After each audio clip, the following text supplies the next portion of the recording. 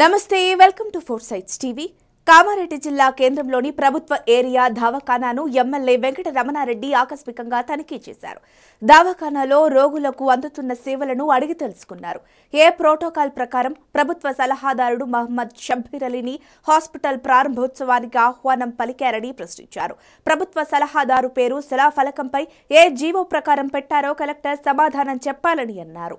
మస్తికెక్కి ప్రభుత్వంలో ఉన్నామని చెప్పి ఇష్టమున్నట్టు చేస్తే ఊరుకొంతందుకు సావు చచ్చి దద్దమ్మలు ఉంటే ఎమ్మెల్యే నోరు మూసుకొని కూర్చుంటూ ఉండొచ్చు. నాకు ఇది ఎమ్మెల్యే కన్నా ఎక్కువ నా ఇండివిజువాలిటీ ముఖ్యం. ప్రజలు ఓట్లేసి గెలిపించారు. ఇవాళ ఇద్దరు ముఖ్యమంత్రుల మీద గెలిచిన ఆషామాషి వ్యవహారం కాదు. నేనేది గాల్లే గెలవలే, పార్టీ పేరు మీద గెలవలే. నేను కష్టపడితే గెలిచినాం, పార్టీ సాయంతో గెలిచినాం. పార్టీ నన్ను నమ్మింది, టికెట్ ఇచ్చింది, ప్రజలు నన్ను ఆశీర్వదించారు. నేను గెలిచిన కష్టపడి ఇద్దరు ముఖ్యమంత్రుల మీద. రిమెంబర్, ఇది అందరు యాదుంచుకోవాలి ఇన్ ఫ్యూచర్ ఆల్సో. అందులోగా నేనేదో కరప్టెడ్ ఎమ్మెల్యేని కాదు, క్యాలిక్యులేషన్ ఎమ్మెల్యేని కాదు, కలెక్షన్ కోసం బ్లాక్మెయిలర్ని కాదు, ఎదుటోళ్ళని బెదిరించి పైసల కోసం తయారయ్యేటోని కాదు. నేను వెరీ సిన్సియర్. నేను రూపాయి దానం ఇచ్చేటోని కానీ ₹1 తీసుకుంటోని కాదు.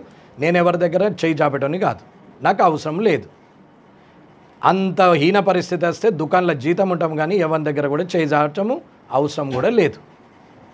కానీ ఒక ఎమ్మెల్యేకు ఉండాల్సిన గౌరవము ఎమ్మెల్యే పోస్టుకు లేకపోతే ప్రజలు వేసిన ఓటుకు విలువ లేదని భావిస్తూ కొట్లాడుతున్నామే తప్ప వేరే ఉద్దేశం ఏం లేదు. రాష్ట్రంలో సీఎంకు ఏది చాలు చేసినా ప్రోటోకాల్ ఈయనకుండది. కామారెడ్డిని రాసిచ్చిండు రేవంత్ రెడ్డి గారు. భయ్యా పారిపోయి భయపడిపోయినావు, నువ్వు 6 ఫీట్లు ఉన్నావు, భయపడిపోతివి, ఇన్నేళ్ళు 68 ఏళ్ళు 70 ఏళ్ళ వయసున్న వ్యక్తివి, భీష్మునివి, నువ్వు వారిపోతివి. 3 అడుగులున్న నేను వచ్చి 30 కిలోలు ఉన్నావు, నేను నిలబడితేడా గాడెంతన్నా 6 ఫీట్లు ఉన్నాడు, 70 కిలోలు ఉన్నాడు, రమణారెడ్డితో ఏమవుతుందని గెలికి ఆశను చూస్తారు. అన్న కేసీఆర్కు మంత్రి పదవి చంద్రబాబు తప్పు చేస్తే, ఓటుకు నోటు కేసులో ముఖ్యమంత్రికి ఇప్పుడైనా రేవంత్ రెడ్డిని లోపలేసిన కేసీఆర్ తప్పు చేస్తే నన్ను గెలుక్కొని ఈ రాష్ట్ర ప్రభుత్వం తప్పు చేస్తుందని చెప్తున్నా. ఇక రాబోయే కాలం సమాధానం ఎట్లుంటుందో నేను చూపెడతాను. ఇది నేను నాన్ కరప్షన్ ఫ్రీ కామారెడ్డిని కోరుకున్నా. అది కాకుండా ఉవ్వడు అడ్డం పడినా అని పని చేస్తా. కరప్టెడ్ పీపుల్ పైసలు ఇచ్చొచ్చిన police department, revenue department, collectorate, civil supplies, ఏ డిపార్ట్మెంట్ అయినా సరే డిప్యుటేషన్ పెట్టుకున్నా, హెల్త్ అండ్ ఎడ్యుకేషన్ వాళ్ళు ఇష్టం ఉన్నట్టు ట్రాన్స్ఫర్లు పెట్టుకున్నా, డిప్యుటేషన్లు పెట్టుకున్నా,